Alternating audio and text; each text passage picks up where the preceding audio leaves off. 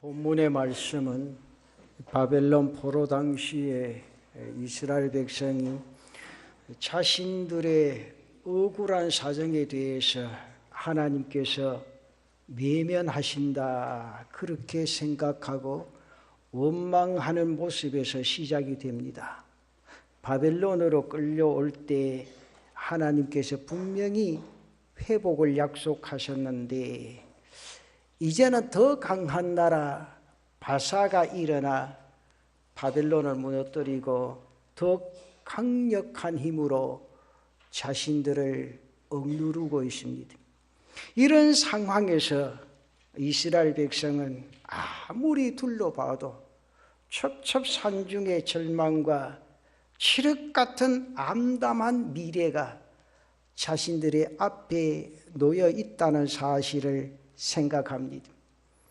그러니까 이스라엘 백성들은 자연스럽게 자포자기를 합니다. 고국으로 돌아가야 되겠다는 그 희망도 포기해버립니다. 그러면서 바벨론 지역의 땅을 사서 안주하려고 하고 심지어 자신들의 신앙을 포기하고 바벨론 사람들이 섬기는 신을 따르기로 합니다. 이러한 모습을 바라보고 가만히 지켜보면서 이사야는 그들에게 오늘의 말씀을 전합니다. 그 내용은 아주 간단하고 단순합니다. 너희의 절망과 좌절은 절대로 주변의 상황 때문이 아니다. 너희들이 엉뚱한 곳을 바라보기 때문이다. 그런 거로 제대로 눈을 들어 여호와를 바라보라.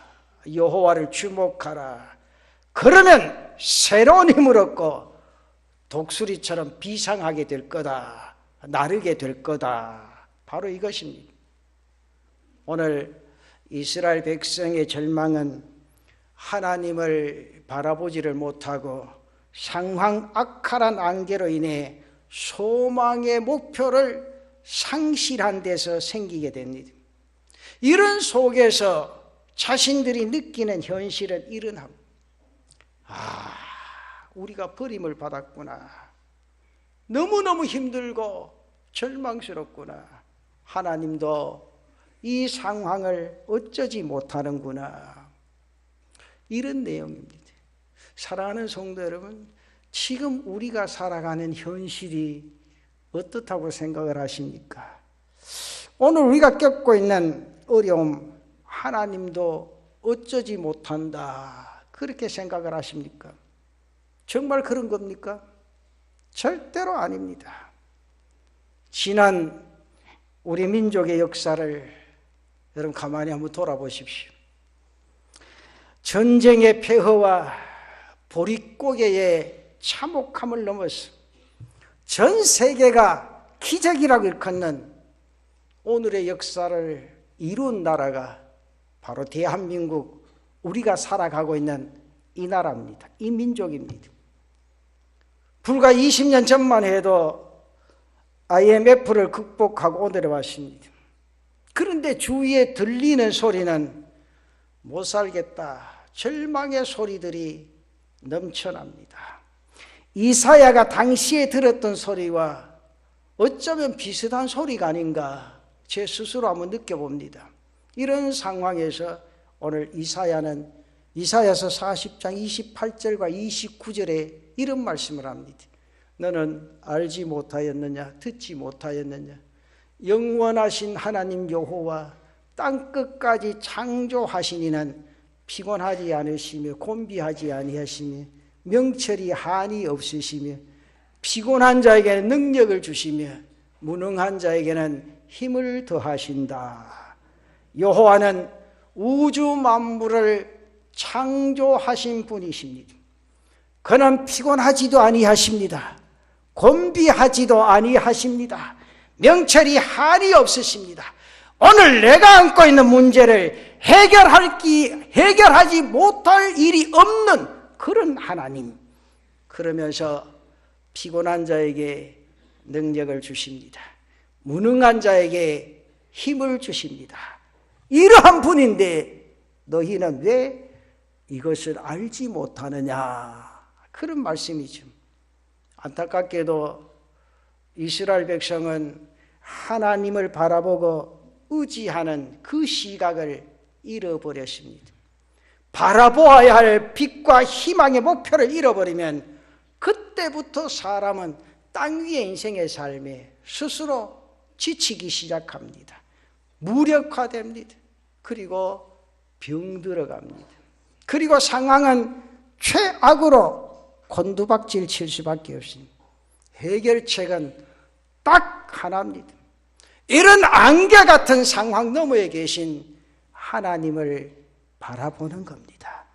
피곤하고 곤비한 상황 속에서도 이스라엘 백성들에게 그들의 처한 상황을 넘어설 수 있는 한 가지 방법이 있다면 여호와를 앙망하는 길밖에 없다. 그렇게 선포를 합니다. 사랑하는 성도 여러분, 우리 스스로 살아가는 오늘 이 현실, 여호와를 앙망해야만 살 수 있는 줄로 믿으시기를 바랍니다. 여호와를 앙망하는 가운데 희망을 찾는 은혜가 있으시기를 바랍니다. 진정으로 내 자신의 인생의 삶에 살 수 있는 길은 여호와를 앙망함에 달려 있다는 사실을 인지하셔야 됩니다. 여호와를 앙망하는 자는 독수리가 날개치며 하늘을 오름같이 침체가 아닌 지속적인 향상의 삶을 살아갈 수 있다, 그 말입니다. 여러분, 회개란 무엇입니까? 그렇죠? 쉽게 생각하는 지나간 과거, 잘못된 것 하나님 앞에 토하는 것 회개입니다. 또 그래 안 살려고 노력하는 게 회개지요. 그러나 저는 이 말씀을 곰곰이 생각하면서 회개의 한 가지 사실을 더 한 번 말씀해 봅니다.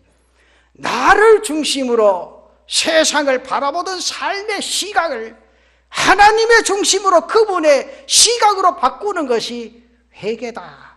그래 생각해 봤습니다. 지금 내가 처해진 환경을 나 중심적으로 한번 생각하고 한번 바라보십시오. 초라함 투성이요, 상처 투성이요, 마음속에 늘 근심과 머릿속에 불안으로 가득 차 있습니다. 그러나 하나님 중심으로 내 인생을 한번 바라보십시오. 어떻습니까? 주님 중심으로 나를 보면 나라는 존재는 주님의 그 대속의 은혜를 열매 맺기 위해 있는 존재라는 사실입니다. 주님이 나에게 축복을 누리기 위해 태어난 하나님의 백성이요, 하나님의 아들과 딸이요, 하나님의 자녀라는 사실입니다. 아버지의 손에 붙들려 이기고 또 이기는 자녀로 선택받은 자녀, 그 사실을 생각하면 온통 내 가슴 속에 감사뿐이요, 희망이 솟구치는 땅 위의 인생의 삶이 되게 될 줄로 믿습니다. 왜 그런 줄 아세요? 요한복음 15장 16절에 그 말씀을 분명하게 우리에게 가르쳐 줍니다. 너희가 나를 택한 것이 아니요 내가 너희를 택하여 세웠나니 이는 너희로 가서 열매를 맺게 하고 또 너희 열매가 항상 있게 하여 내 이름으로 아버지께 무엇을 구하든지 다 받게 하려 함이라. 여러분 잘 생각하세요. 우리가 신앙생활을 시작한 것 아닙니다. 우리가 인생을 시작한 것 아닙니다. 하나님으로 나의 신앙이 시작되었다는 사실을 인지할 수 있는 귀한 은혜가 있기를 바랍니다. 하나님이 뜻하신 열매를 맺도록 하기 위해서 내 인생을 택하시고 시작하셨다. 이 시각, 사랑하는 성도 여러분, 이 믿음을 내가 분명히 하면 세상이 모두 어두워도 우리에게는 빛이 임하게 될 줄로 믿습니다. 왜냐하면 하나님은 영원한 빛이시기 때문이라, 그 말입니다. 하나님은 그 빛의 능력으로 흑암이 깊고 모든 것이 혼돈하던 우주의 창조의 질서와 빛의 역사를 이루어 주셨습니다. 우리가 시각을 돌려 앙망하며 바라볼 하나님은 여러분 구체적으로 어떤 하나님이십니까? 오늘 거기에 대한 내용을 가슴속 깊이 간직하고 이 말씀 부여잡고 이 한 해 이 땅 위의 인생의 삶을 승리하고 날마다 행복한 인생의 삶이 여러분 삶 가운데 임하시기를 축원합니다. 그 첫째는 하나님은 영원하신 분이시다. 좀 번전에 그 철로 역정을 보면 절망이라는 거인에게 크리스찬이 붙잡혀서 그 의심의 성에 끌려가는 그런 장면이 기록되어 있습니다. 크리스찬은 의심의 성 안에 있는 땅굴 감옥에 갇힌, 가만히 밖을 보니까 그 주위에 온통 시체들밖에 없습니다.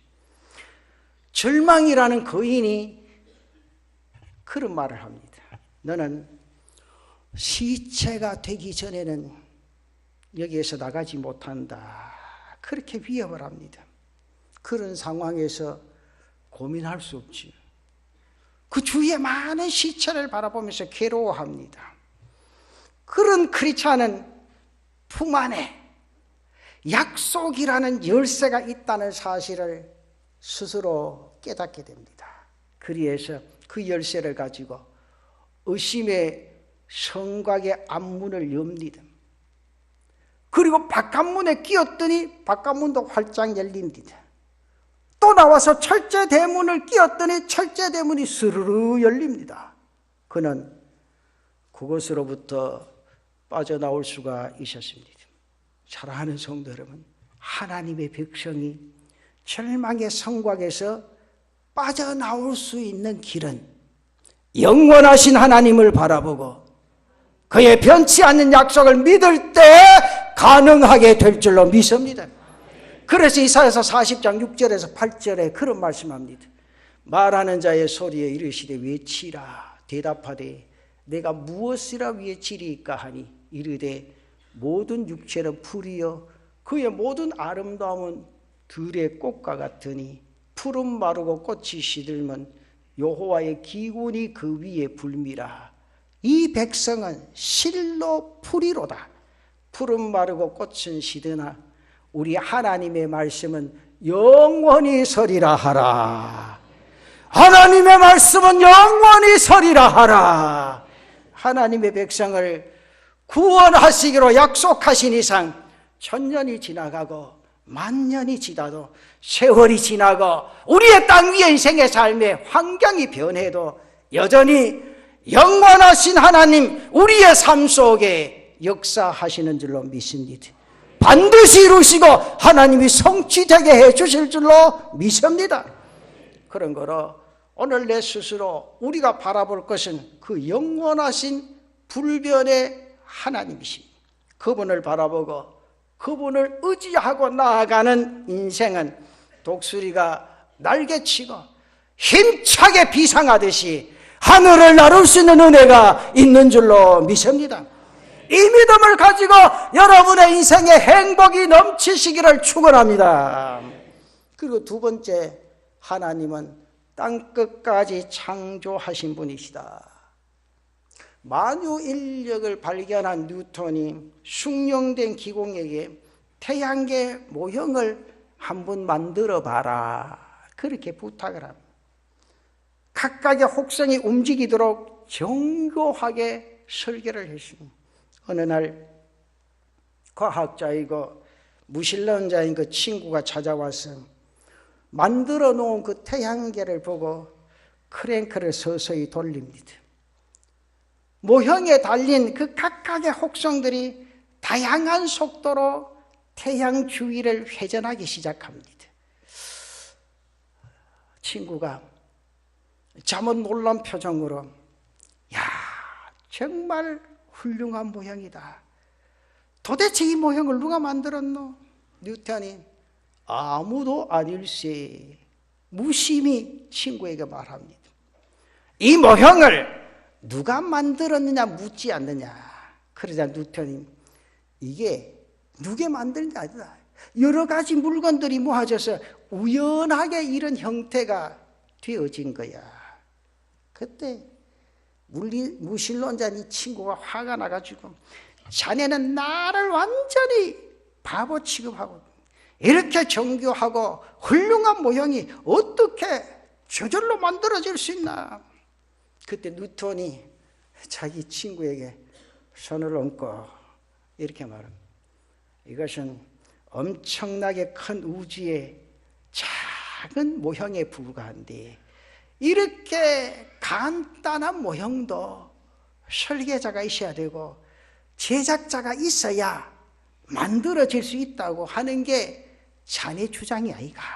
하물며 이것의 근본이 되는 태양계가 어찌 설계자 없이 제작자 없이 우연히 생겨났다고 말할 수 있겠나?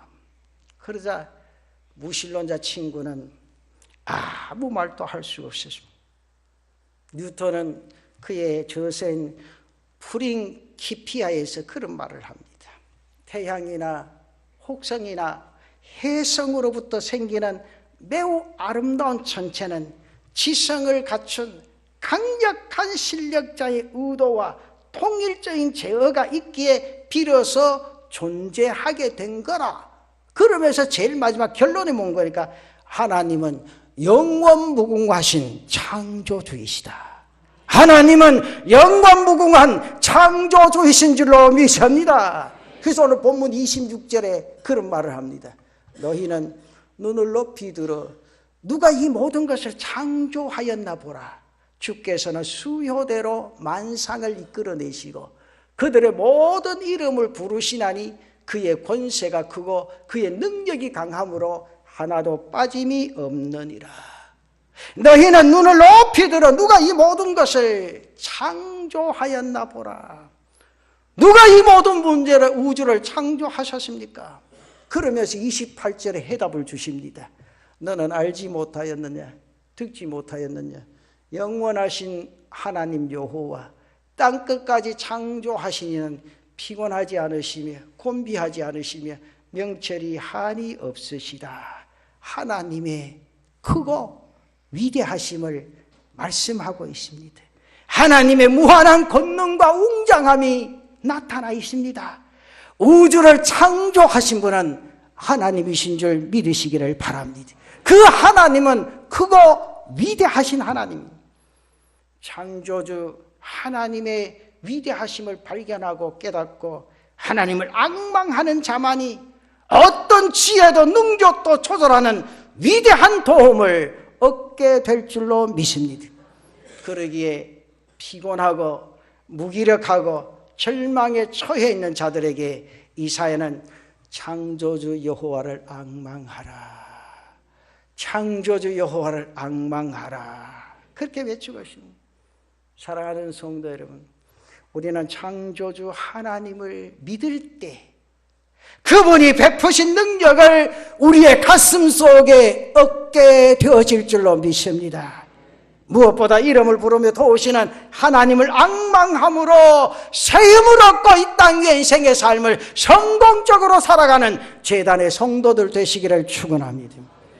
그래서 마지막 결론이 세 번째로 하나님은 명철이 한이 없으신 분이시다.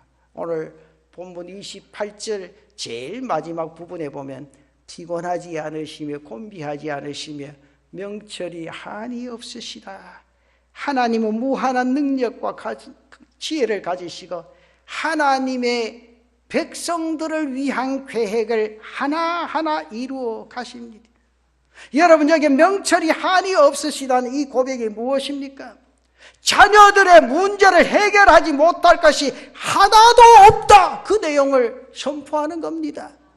여러분의 문제를 하나님 앞에 내어놓으면 오늘 이 땅에 태어나게 하신 창조주 하나님이 여러분의 모든 문제를 해결해 주실 줄로 믿습니다. 염려하지 말고 걱정하지 말고 그 하나님 바라보고 하나님 손 부여잡고 이 땅 위의 인생의 삶을 감격하고 행복하게 달려갈 수 있는 제단의 성도들이 되시기를 바랍니다. 거뜬히 해결하시는 명철하신 하나님, 하나님의 지혜가 엄청납니다. 그 신약 성경의 바울은 이 말씀을 인지하면서 로마서 11장 33절에 그렇게 말합니다. 깊도다 하나님의 지혜와 지식의 풍성함이요 그의 판단은 헤아리지 못할 것이며 그의 길은 찾지 못할 것이로다. 그렇게 찬양. 명철이 한이 없으신 여호와를 앙망할 때 인생에 필요한 사임을 부어주시는 줄로 믿습니다. 저는 그렇게 생각해요. 사람의 마음은 마치 물과 같습니다. 빛이 차단되고 어두움이 들이우면 마음은 점점 얼어붙고 딱딱해집니다. 그러면 지금까지 마음에 기대했던 몸과 환경은 생기를 잃고 모든 것이 시들시들해져 버리고 메말라집니다. 반면에 그 마음에 빛이 비치기 시작하면 얼음같이 딱딱하던 마음이 봄의 시내처럼 생명력이 돌아갑니다. 그러한 마음에 기대했던 몸과 환경에도 놀라운 생명력이 돌아가죠. 그러면서 온갖 삶의 열매들이 열려지게 되어지는 겁니다. 사랑하는 성도 여러분, 하나님은 명철과 능력이 한이 없으신 영원한 생명의 빛이십니다. 그래서 여러분 땅 위의 인생의 삶에 하나님을 앙망하면 그분으로부터 이루어지는 새로운 힘이 작용해서 새로운 비상을 가지고 이 땅 위의 인생의 삶을 살아가게 된다, 그 말입니다. 사랑하는 성도 여러분, 금년도 시작해서 벌써 한 달이 지났습니다. 여호와를 앙망하시기를 바랍니다.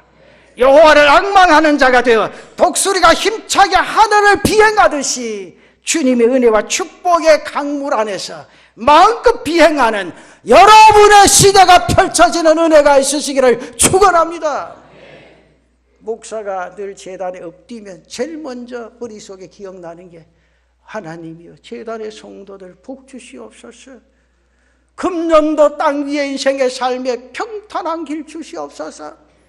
금년에 우리 교회 성도들이 행복한 성도들 되기를 원합니다. 하나님 그 손 붙잡아 주시옵소서. 독수리처럼 비상하며 이 땅 위의 인생의 삶을 승리하게 해 주옵소서. 그게 목사의 마음. 근데 오늘 간혹 성도들 보면 목사님이 나를 미워하는가 봐. 미워할 때도 있습니다, 사실은. 나도 사람이라 말도 안 되는 소리 하면 가슴에 팍 올라가겠다. 내가 목사만 나도 주먹이 올라가겠구나 싶을 때가 있어. 하나님이 내 같은 성질이 있기에 목사로 세우시고 그것도 참고 묵게 하라고 그런 순간들 주시는 줄로 믿습니다. 하나 목사가 엎드릴 때는 이 재단의 모든 성도들이 복받기를 원합니다. 하나님의 은혜 속에 젖어들기를 원합니다. 세상에 어떤 고난과 힘든 일이 있다고 할지라도 주님만 손만 붙잡으면 해결되어지는 그 은혜가 있다는 사실을 인지하고 금년 안에 꼭 행복하이소 승리하는 재단의 성도들 되시기를 축원합니다. 축원합니다. 축원합니다.